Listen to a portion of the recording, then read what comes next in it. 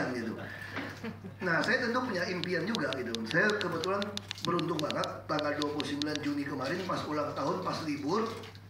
Dan ulang tahun saya tuh seharian baca bukunya Benny. Wah, gitu, panggil nama aja, kayaknya dia lebih muda dari saya sebetulnya. Saya punya beberapa persamaan dengan beliau gitu. Saya lihat di buku berapa bab itu, ada 41 bab. Ini ada apa hubungan dengan HK yang nggak suka kata 4 gitu loh. Dia ada 41 cerita lalu dihilangin 1, 2, 3, 4-nya gitu. Saya kebetulan juga dari mama HK, jadi saya bisa ngerti kalau HK tuh dengan 4 itu nggak suka, C soalnya mati kira-kira gitu. Tapi kalau double C itu hoki kira-kira gitu ya. Saya tidak tahu tapi saya coba tulisin. Nah, saya dulu suka bilang begini, sempat diprotes juga dari orang partai saya. Saya katakan Indonesia didirikan dengan burung Garuda itu, impian Indonesia adalah sejajar dengan burung elang Amerika dan burung elangnya Jerman. Itu cita-cita Indonesia. Jadi kalau Pak Benny banyak membanding-bandingkan dengan Amerika dan Indonesia, Amerika dan Indonesia, ya saya setuju membandingkan itu. Bukan dalam arti kata diomongin gitu. Saya pernah juga dimarahin dari orang, saya juga pernah dengar langsung dari pejabat sangat teras kita. Kalau lu suka bandingin Indonesia sama Amerika, kamu ke Amerika aja deh, pergi aja sana, jangan tinggal di Indonesia. Saya kira semua orang pernah dengar kalimat itu gitu. Itu satu hal yang konyol. Maksud kita harusnya dibalik.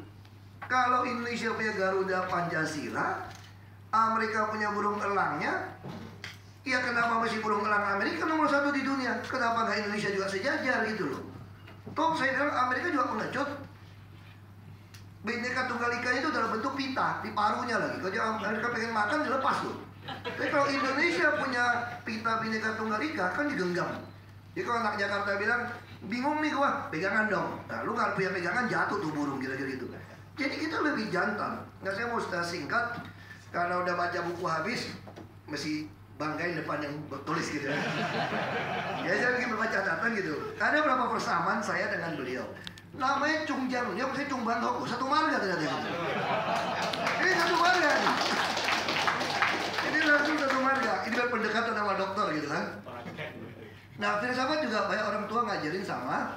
Pelakuan diskriminasi, ancaman dari kecil biasa. Stereotip, mohon maaf orang Medan kui itu udah biasa disebut. Jadi mama saya pesen apa sama saya? Jangan menikah sama orang Medan, sama orang Semarang nanti katanya. Wah kira-kira gitu, mama saya waktu itu belum begitu ngerti. Tahu-taunya saya punya istri keturunan Medan, adik saya Semarang. Dua-dua yang dia khawatirkan gitu. Saya beruntung sekarang mama saya bilang, ternyata tidak. Jadi ini persepsi. Tukar cek, kalau tukar cek kosong orang Medan, pakai Medan kui, fan kui gitu kan.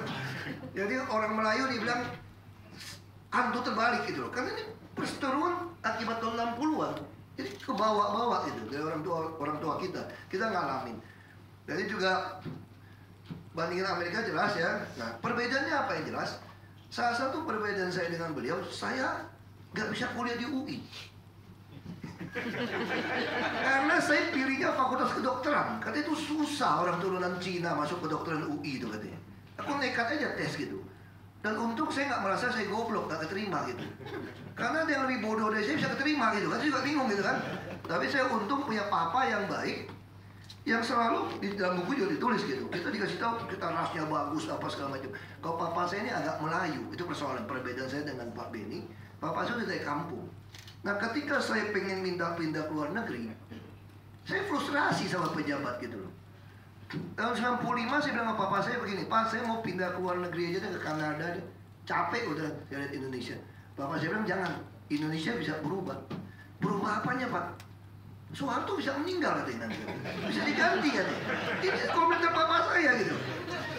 Lalu saya bilang, enggak lah Pak lah, percuma lah Pak. Ini namanya korupsi, penindasan, pemerasan udah sampai ke swasta. Jadi udah rusak kita nih. Kita nggak bisa hidup dengan kejujuran lagi. Katanya Kanada terbuka kemungkinan saya geologi kan. Geologi itu saya ya bisa diterima kerja. Papa saya bilang nggak boleh pergi kamu. Saya kata apa Pak? Saya sekolahkan kamu untuk pulang kampung. Rakyat butuh kamu katanya. Saya butuh apa Pak? Muka minyak babi kayak kita gitu deh. Papa saya marah ternyata gitu. Karena kamu nggak boleh pergi. Satu hari kelak rakyat akan pilih kamu memperjuangkan hak dia katanya. Saya mau ketawa, nggak berani ketawa lagi, ya papa saya marah itu. Saya nggak jadi pergi, ternyata 10 tahun kemudian, papa saya meninggal tahun 97, betul-betul ada pemilihan langsung, rakyat Belitung Timur pilih saya jadi bupati. Itu saya nggak pernah bayangkan. Tapi itu visi orang tua. Itu yang saya katakan, bapaknya juga diajarin oleh orang tua karena dia dagang. Kalau papa saya itu memang dari dulu tuh demen politik. Dia selalu bilang begini, dia juga dipengaruhi ajaran Tiongkok kuno. Karena dia berteman dengan kuli-kuli kontrak dari zaman Belanda itu, yang sengkek-sengkek nggak bisa pulang, kan dikasih perjudian, pelacuran, jadi nggak bisa pulang-pulang itu, selalu nyambung kontrak itu. Nah, kakek saya sudah meninggal ketika bapak saya masih bayi. Bapak saya bilang begini, orang miskin nggak bisa lawan orang kaya, orang kaya nggak bisa nantang pejabat. Lalu kalau kita sedekahkan uang 1 miliar kita kepada orang miskin, dulu UMR-nya 400 ribuan, 500 ribu, itu hanya bisa buat 2.000 keluarga. Dan uang kita habis, dan kampung kita berantem gara-gara uang yang kita bagikan. Karena satu kampung 9.000 keluarga. Ini persoalan buat kita katanya. Lagi pun mana ada uang 1 miliar tiap bulan kita bagikan katanya. Jadi harusnya kamu jadi pejabat. Karena itulah orang HK punya filosofi. Jadi yang tertinggi itu jadi pejabat, bukan pedagang. Pedagang itu paling rendah sebetulnya itu. Tapi kan mana masuk akal kita jadi pejabat. Makanya papa saya bilang, kita fight. Rakyat butuh kamu. Makanya kamu saya sekolahkan. Ini pengaruh filsafat Tiongkok dikombinasi dengan pergumulan papa saya. Tiap hari orang datang minta berobat, nggak bisa sekolah, rumah mau roboh. Kita pun mau nangis nggak bisa bantu orang. Nah itu situasi seperti itu. Nah ini perbedaan. Lalu ngaji, wah beruntung nih saudara Beni bisa ngaji. Saya ini ikut pelajaran agama Islam juga, sama. Kayak saya sadar orang Katolik. Saya juga nggak sadar saya orang siapa kira-kira itu gitu. Yang jelas karena saya lihat semuanya Melayu Islam. Terus saya tanya, kalau mau kawin sama orang Islam, apa? 2 kalimat syahadat aja di depan KUA. Oh gampang banget gitu, gue ikut agama Islam nih. Karena gue lihat kayaknya, lihat yang putih udah kebanyakan ya. Kita lihat yang hitam kan manis gitu, cakep gitu. Yang pakai kerudung juga cakep, ya udah kita ikut agama Islam. Tapi begitu pengajian, tengah malam habis sholat Isya, saya diusir, kafir nggak boleh masuk. Karena tempat saya ini masyumi. Jadi agak-agak keras. Bayangkan tahun 55, 15 kursi DPRD diperebutkan oleh Belitung, 10 dimenangi Partai Masyumi, 4 PNI, 1 kalau nggak salah PKI, karena DNI dari Belitung. Ini situasi seperti itu, jadi saya akhirnya agama Islam pelajaran saya paling tinggi. Kenapa? Bebas tulisan Arab. Saya ikut agama Islam, makanya nggak ada orang Islam menang lawan saya. Kalau dalam agama Islam, waktu SMP gitu. Nah ini saya beda dengan beliau di situ ya. Gelar doktor jelas, saya belum sampai doktor nih. Aku mau masuk UI, udah diterima Pak, tes kawan Pak, ilmu politik Pak. Begitu ketemu Ibu Malingka, kerjanya apa? DPR RI. Nggak boleh. Minta izin melulu katanya. Nggak pernah masuk. Kalau mau di UGM aja. Saya bilang enggak. Saya punya obsesi pengen di wisuda di UI karena dulu ditolak gitu loh. Ya kalau UGM yang lain gue enggak deh. Gue maunya UI aja. Makanya aku lagi baik-baikin Pak. Sampai lagi. Kayaknya aku ngambil sosiologi aja deh. Tapi Pak, politik ditolak gitu loh. Kamu kira kamu jago politik katanya. Waduh, aku mau ambil sosiologi deh. Aku lagi ngerayu-ngerayu beliau nih. Mudah-mudahan bisa kuliah gitu ya. Nah, saya mulai menganalisa dari buku ini, jelas banyak sekali persoalan. Saya mulai berpikir kenapa kita ini gagal dan persepsi yang ada dulu. Persepsi yang ada di Indonesia, Tiongkok tadi sudah sebut, kita KK sama Hokkien, Teochew, wah macam-macam beda persepsinya gitu. Tapi kira-kira penyebab gini, beliau juga tulis sangat baik, saya tarik kesimpulan gini. Kita ini terlalu banyak oknum-oknum elit politik yang korup dan munafik. Itu yang terjadi. Jadi kita bukan bekerja berdasarkan konstitusi, tapi berdasarkan ayat suci. Nah itu yang saya alami. Jadi banyak sekali pelanggaran-pelanggaran diskriminasi, tapi ya dicuekin gitu. Beda dengan misalnya kasus dengan Amerika. Dia tulis tentang moralitas. Dia tulis tentang gurunya tarikin tali BH-nya pelajar gitu. Saya malah menyaksikan kepala sekolah saya dengan guru itu pacaran, bukan suami istrinya gitu, di kelas waktu SMP gitu. Tapi kalau itu ngomong di luar, waduh ayat sucinya tuh luar biasa gitu. Mesti pakai sesuatu yang menutup-nutupin agama gitu. Dan itu nggak ada pelanggaran. Lalu anak kecil, baru anak 15 tahun hamil, kita tidak ada pelanggaran. Kalau di Amerika bisa masuk penjara tuh, nggak ada bilang suka sama suka. Nah yang menarik waktu tahun 2008, saya orang yang beruntung dari Indonesia, diundang menyaksikan kerjanya Obama sampai konvensinya 3 minggu di sana. Saya melihat Amerika ini memang Beda sama di film-film yang kita nonton gitu. Ternyata mereka jauh lebih tertib. Sopir bus kalau lihat ada si orang cacat, itu berhenti mobilnya, dia turun. Saya pikir ada apa, rem mendadak gitu, itu tramnya. Rupanya dia bukain kursi untuk orang cacat naik. Kalau enggak, dia bisa kena sanksi. Lalu orang-orang miskin itu yang kedinginan di luar ditangkap, bisa disu karena dia punya hak, mau mati pun punya hak. Akhirnya dibuatkan undang-undang, kalau udah sampai ukuran derajat sekian di Colorado itu, orang harus bisa diambil paksa untuk masukin ke dalam tempat persinggahan. Jadi mereka tiap hari mikirin bagaimana rakyatnya itu, istilahnya di Kementerian Dalam Negeri, bagaimana otak rakyatnya penuh, perutnya penuh, dan dompetnya penuh. Kalau otak penuh kan sekolah tinggi, perut penuh kan sehat dong, bisa makan kenyang. Dompet penuh, punya daya beli. Nah ini harus kita punya cita-cita sama di proklamasi kita itu. Nah itu yang saya mau. Soal keburukan di AS tetap tadi sudah diceritakan ya. Nah saya melihat ini sedikit beda. Nah ada yang menarik ketika saya ke Philadelphia, saya keliling pantai barat, tengah, timur. 3 minggu dikelilingin deh supaya kamu jangan persepsi buruk terhadap Amerika. Karena saya pernah ngomong, saya nggak mau lagi ke Amerika. Enak aja udah bayar $100 ditolak lagi. Istri saya dikasih, saya ditolak. Pokoknya saya ada sumpah kalau dia tidak ngundang saya pakai antri, gue kagak mau nginjak ke Amerika. Apa-apaan ke Amerika. Lu kira lu aja punya burung elang gitu loh. Lu juga punya burung Garuda Pancasila. Kira-kira gitu kan, saya lebih jantan daripada kamu, saya bilang gitu. Untung dia undang. Ya sampai sana, yang menarik di Philadelphia itu museumnya itu semua keburukan Amerika, cewek nggak boleh milih, budak nggak boleh pilih, dipukulin, digebukin, semua dikasih pertontonkan. Kita tidak pernah. Itu satu pelajaran gitu. Dia mengakui sejarahnya seperti itu. Orang suka bilang Amerika juga jelek, brengsek juga tuh, pelanggaran hak asasi manusia. Justru saya melihat kita bisa tahu dia ada pelanggaran karena dia terbuka. Kita hari ini tidak pernah tahu masalah kita di dalam. Kita sembunyikan semua. Di buku juga ditulis banyak. Show and tell juga, kita iri-irian, gak berani tunjukin apa adanya. Kita tidak melihat orang lebih maju, kita pompa lebih maju, tapi kita iri. Nah ini nih, saya lihat ini situasi yang kita. Lalu bisa contoh, dia tulis juga soal Wali Songo. 88-nya nama Cina kok. Yang bangun kerajaan Islam pertama Demak itu Raden Patah, orang turunan raja Cina kok. Bahkan kalau kita lihat cerita Raden Patah dengan Majapahit mengalahkan Kertanegara, Singosarinya, itu kan karena ada pasukan Kubilai Khan. Coba bandingkan sejarah. Mesopotamia yang begitu hebat, Irak ya yang Baghdad dengan taman bergantungnya, kalah lawan Kubilai Khan pasukannya. Siapa? Majapahit bisa mengalahkan, dunia tidak mengenal tuh Majapahit. Makanya katanya mukanya si Kubilai Khan katanya orang India, saya bilang sih kayak Mongol. Mukanya Gajah Mada, Fatih Gajah Mada. Kuburan di Belitung di sejarah ditemukan itu kuburannya bagus banget. Perangnya di Belitung dulu untuk dudukin Jawa. Jadi dari Cina turun dudukin Pulau Belitung. Makanya ditemukan banyak sekali kuburan dengan teknik penyusunan yang khas Mongol. Mana bisa orang Jawa kuburin dengan cara itu kalau bukan dia menang perang gitu. Nah kita nggak bisa bilang sejarah, ini harus diungkapkan. Nah Belanda, saya baca juga perang Jawa 1825-1830. Sir Thomas Raffles itu orang nggak pernah menulis tentang ada seorang namanya Tanjing Sing yang kasih kuda, kasih duit untuk Diponegoro. Belanda menggunakan politik divide impera. Jangan sampai orang punya duit sama punya masa gabung perang. Makanya adalah Chinatown. Kalau nggak Batavia bisa berontak. Nah ini diteruskan oleh Orde Baru sebetulnya. Nah fakta ini nggak pernah kita ungkap. Jadi orang begitu dengar Cina lu, nah kalau dimarahin, lu pulang ke kampung lu. Aku udah sering dengar gitu waktu kecil. Macam-macam pulang Tiongkok sana lu, biar lu mati sudah gak makan. Kenapa?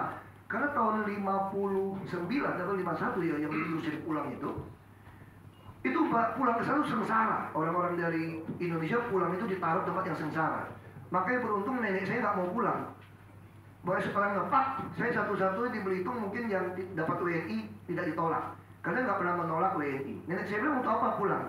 Kita pulang mah nggak bisa bahasa sana, nggak bisa baca tulisan, nggak ada saudara. Di sini saudara kita semua. Baik keluarga saya beruntung nggak mau pulang. Nah yang pulang sana sengsara katanya. Wah jadi di sini macam-macam lu pulang aja lu, susah lu katanya. Nah itu kita udah biasa lah seperti itu. Nah terus saya juga menarik waktu saya kampanye, saya pinjam kalimatnya Deng Xiaoping, ditulis juga. Saya bilang sama masyarakat, saya kan mulai bupati 93% Muslim. Saya bilang kata Deng Xiaoping, nah kira-kira gitu. Kan kata Nabi Muhammad tuntut ilmu sampai ke negeri Cina. Saya nggak mau berdebat hadisnya lemah atau kuat, tapi kan ada kalimat seperti itu, saya bilang gitu. Nah kata Deng Xiaoping, kalau mau cari kucing yang bisa tangkap tikus, nggak usah lihat warna kucingnya. Jadi kalian juga sama, jangan lihat saya warna putih atau hitam atau coklat gitu loh. Yang penting gue bisa sikat tikus-tikus koruptor itu, percaya sama saya. Nah itu cara kampanye seperti itu gitu. Kita ngomong. Nah saya senang saya baca gitu, dapatnya sama. Nah ada berapa menarik dari cerita itu tentang turun bus pakai kaki kanan. Orang Islam diajarin selalu pakai kaki kanan. Tuh, kalau turun dari bus pakai kaki kanan modal lo, terbalik lo jatuh gitu. Nah ini menarik gitu loh. Jadi banyak sekali orang-orang tuh dibodohin dengan berdasarkan ayat ditafsirkan seenaknya tanpa menghitung pada semua dasar suku hukum Taurat ya. Ya saya mau cerita. Ini menarik. Ketika Nabi Isa ditanya, ini mohon maaf saya Kristen, saya mesti cerita Nabi Isa. Ditanya, dari 10 hukum Taurat, Yahudi kan jahat, mau cari-cari salah. Dari 10 hukum Taurat, mana yang paling penting dan terutama? Nabi Isa bilang ini, yang pertama kasih Tuhan Allahmu segenap hatimu segala macam, itulah ketuhanan yang Maha Esa kita sebetulnya. Lalu yang kedua, kasihlah sesama manusia seperti dirimu sendiri. Inilah keadilan sosial. Nah ini ditanyakan, ketika ditanya siapa sesamaku manusia? Lalu dia cerita, ada orang Samaria yang dianggap kafir dari Yahudi, lewatin jalan Jericho, lalu digebukin orang, dirampok orang Yahudinya, si Samaria yang kafir yang nolong dia. Nah itulah sesama manusia. Inilah dasar Pancasila kita sebetulnya. Kita nggak peduli suku apa, gue gebukin, gue bantu. Tetapi hari ini orang turunan Cina cuma bantuan sosial melulu, karena orang susah bantuin, orang susah bantuin. Nah Martin Luther King Jr. kasih contoh sangat bagus. Kalau lu lihat orang dirampok, digebukin, lu bantu, itu namanya charity, bantuan sosial. Itu ya cuma inisial X aja ya, kebetulan aja kalau bantu. Lu belum bantu yang lain udah gebukin lagi. Nah yang harus kita lakukan ini apa bangsa Indonesia? Yang kita lakukan ini justice. Makanya apa itu justice? Kita harus menjamin sepanjang jalan di sini nggak ada lagi orang terus-menerus digebukin dan dirampok. Itu baru justice. Makanya sila kelima Indonesia adalah keadilan sosial bagi seluruh Indonesia, bukan bantuan sosial saya bilang yang diselewengkan banyak bupati, wali kota dan gubernur. Itu bantuan sosial diselewengkan. Nah itu yang konyol. Rakyat dianggap mesti beli bantuan saja. Lalu apa yang saya usul kepada perubahan ini untuk mencapai ini? Dia ada ngomong soal FPI juga, perusahaan. Ada pejabat kita bilang, gimana FPI? Ya tergantung hukum pasar lah. Di dalam bukunya itu. Ini yang gila banget, pejabat bekerja berdasarkan konstitusi, bukan ayat suci atau hukum pasar gitu. Lalu dikasih etika dagang, kalau turun ya dia turunin dalam negosiasi golok. Itu tuh menarik banget gitu. Jadi orang Amerika memang begitu. Kalau dia udah malam apa, dia obrolnya turun harga aja. Nggak ada berpikir ini mesti gua bisa mahalin gitu. Bisa gua susahin, kenapa gua susahin? Nah itu kan etika. Ada seorang penulis apa pernah tulis di media, saya baca di Kompas itu. Ada orang pemimpin Islam Mesir sampai ke Eropa, dia bilang inilah Islam. Karena orang dagang nggak ada orang, nggak ada yang nyolong katanya gitu loh. Nah inilah Islam katanya gitu loh. Nah sama ketika orang ditanya pemimpin Islam, kenapa kamu pilih Ahok yang kafir? Kan kalau dalam surat Al-Maidah ya, nomor 1 kan, jangan jadikan kaum Nasrani Yahudi pemimpinmu. Kalau kamu jadikan kamu jadi kafir masuk neraka. Lalu kata pemimpin agama, Ahok itulah Islam. Ini sesuai dengan standar Nabi, jujur, cerdas, amanah, dan adil. Walaupun dia belum dapat hidayah jadi muslim katanya. Dan saya yakin katanya, Islam akan lebih maju dipimpin Ahok daripada dipimpin orang yang dapat hidayah tapi kelakuannya kafir. Kita tinggal buka di hidayah, ini menarik. Kejadian di Belitung Timur itu gitu. Jadi Partai Bulan Bintang, reinkarnasi Masyumi yang menguasai seluruh kursi mayoritas DPRD, sekarang 2009 nggak sampai 10%. Dapat 2 kursi itu untung saja. Lalu Golkar yang dibenci orang, sekarang Golkar memimpin di Belitung Timur. Kenapa? Ahok kemana, kami kemana. Lalu Demokrat yang membirukan seluruh Indonesia, 1 kursi DPRD tinggal 2 pun tidak ada kursi. Itu saya buktikan pada Demokrat. Saya bilang rakyat kita itu cerdas. Dia hanya butuh aktor. Nah, jadi kesimpulan saya begini, bagaimana sekarang kita mengatasi oligarki partai untuk mewujudkan Indonesia Dream, burung Garuda Pancasila kita sejajar burung elang Amerika dan burung elang gepengnya Jerman. Masa kita kalah sama burung gepeng telangnya Jerman ya? Kita nggak mungkin kalah, itu udah dasarnya. Para pendiri Republik ini membuat lambang Garuda Pancasila, saya katakan. Nah, saya katakan, ini gila dibalik. Saya udah dipecat dari badan legislasi. Gara-gara saya bilang, sudahlah, parlemen threshold nggak usah 5%, 3 juga cincai-cincai lah, kira-kira gitu. Nah, saya ditarik dari badan legislasi. Padahal saya paling rajin tuh dari Partai Golkar. Sekarang bisa bayangkan nggak, kalau parlemen threshold 5%, saya pinjam waktunya Margaret. Ya, 5%. Kan dagang begitu, boleh kongsi kan? Kongsi kan? Jadi 5% itu berlaku nasional. Kita bisa bayangkan kalau berlaku nasional, ini oligarki akan tambah parah, bukan tambah efektif untuk mensejahterakan rakyat. Karena tidak pernah saudara-saudara ini menyumbang partai kan? Partai yang nyolong APBN, APBD, mau nyolong dari mana? Maka yang laku jadi ketua partai ya menteri, presiden, ya eksekutif lah yang punya pegang uang. Ini fakta. Kalau ini terjadi bagaimana harus kita lakukan? Saya usulkan partai lokal, ditolak mentah-mentah. Saya dengar orang aneh, partai lokal. Jadi saya usul pada kawan-kawan aktivis yang suka berpolitik, ini panggilan juga, hobinya gimana gitu kan. Kalau saya memang udah diracunin bapak saya gitu kan, orang miskin gak bisa lawan orang kaya gak bisa nantang pejabat. Kalau mau suka lawan pejabat, jadi pejabat gitu. Kira-kira gitu bapak saya bilang. Ya makanya saya suka jadi pejabat. Selain punya uang yang banyak untuk bantu orang. Bukan duit gua ini kasih aja, pusing amat gitu loh. Ya terus ada satu lagi yang menarik, disebut di dalam bab 8 kecenderungan utama. Dikasih contoh DKI. Bahkan gubernur DKI bilang banjir. Ya udahlah bersahabat sama banjir deh katanya. Sementara DKI punya anggaran 26 triliun. Dihabisin buat rutin saja operasional 18, sekian triliun. Potensi PAD dari restoran, hotel, reklame, dan parkir itu bisa puluhan triliun tidak ditagih, masing-masing nyolong. Lalu hibah sosial DKI, bantuan sosial dulu 38 miliar. Hibah sosial 765 miliar. Yayasan Buddha Seci buatkan rumah orang miskin ukuran 38 hanya 2 juta. Biaya, sudah ada air pump, sudah ada listrik. Bikin pump sendiri 76 juta. 138 meter punya rumah susun. Kalau kita bikin 10.000 unit hanya 760 miliar. Hibah sosial setahun 755 miliar kok. Kalau kita bisa bangun 2 tahun 20.000 unit, kita bisa punya 80 hektar rumah kumuh jadi taman buah-buahan baru di DKI untuk menutupi ruang terbuka hijaunya yang masih kurang 11%. Nah ini persoalannya apa? Persoalannya itu adalah ada missing link di Indonesia.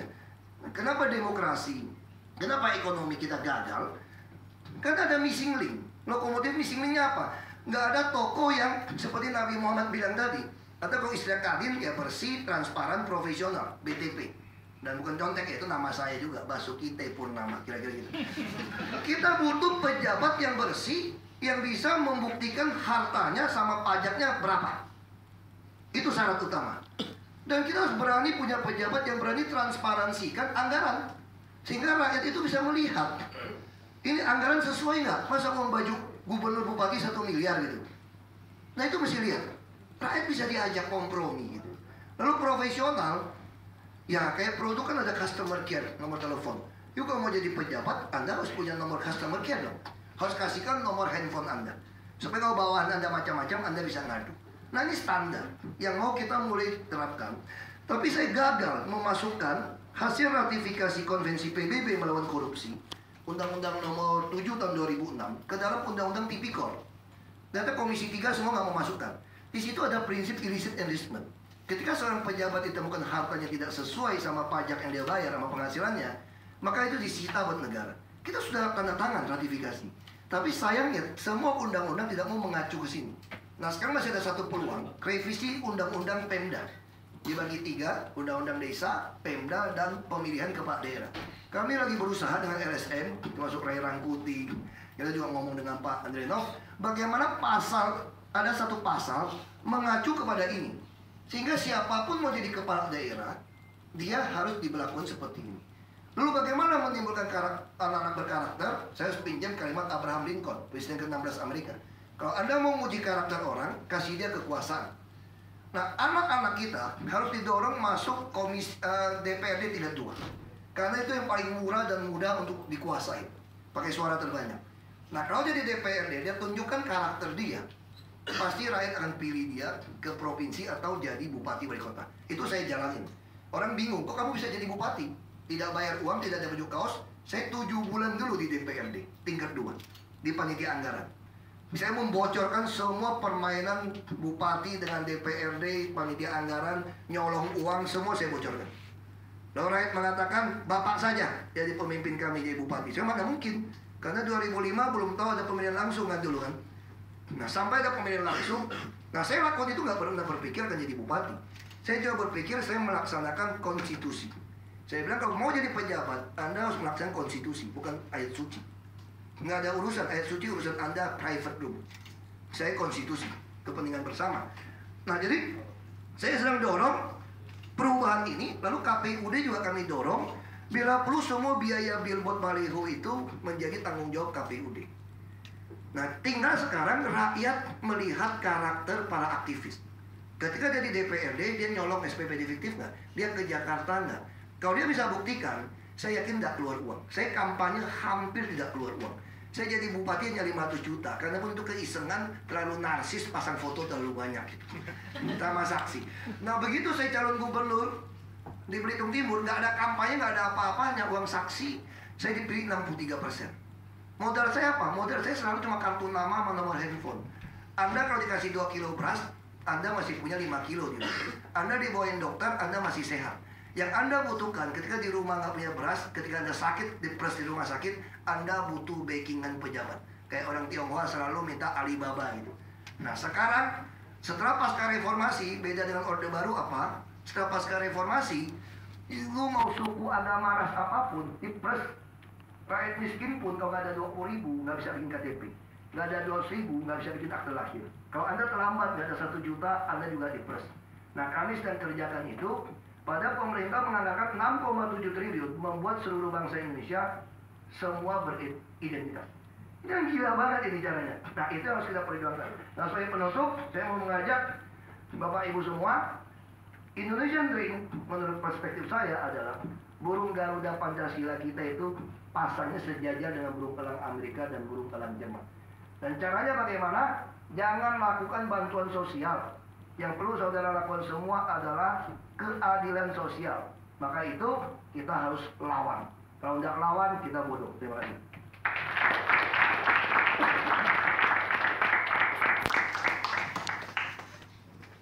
Oke, baik. Terima kasih kepada Bapak Ahok.